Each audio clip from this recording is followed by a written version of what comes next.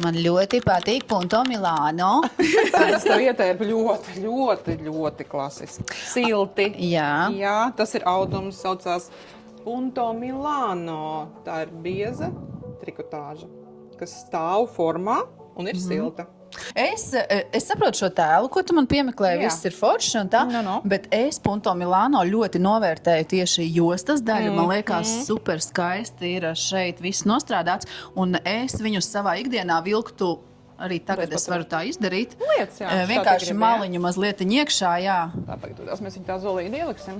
Jā, un šajā es uzreiz saskatu, Jā. man tieši patīk šitā daļa, kas ir ļoti akurāti Es nostrādāta. varu parādīt muguriņu vēl. Skaties, Jā, tu starp redzi? Tāds foršs ķēlums. Un ir ķēlumiņš, tā kā tāda iešuvīta. Ielocīta. Ielocīta, kas tā kā bišķiņa moderno formu oversize atstāja. Jā.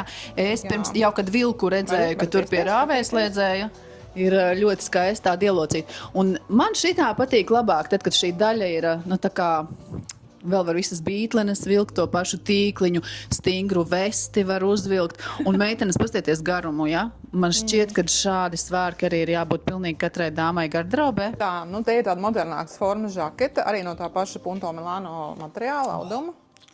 Es atkal uzreiz sapratu, jā. Es pilnīgi jūtu to Punto Milano. Tiešām ļoti labs audums, nav biezs, bet tai pašā laikā viņš ļoti super labi tur formu. Un Tā ir tas viņa lielākais pluss īstenībā. Un man patīk, ka tā jaka ir tāda oversizīga. Man patīk, atkal, ka ir krāga, ar kuru var spēlēties un celt augšā.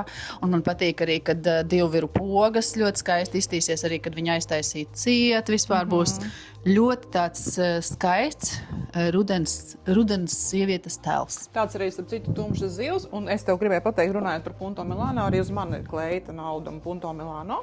Paskaties, kā turu formu. Jā. Ievēroji? Jā. Tiešām super audumi šai kompānijai. Ļoti labi.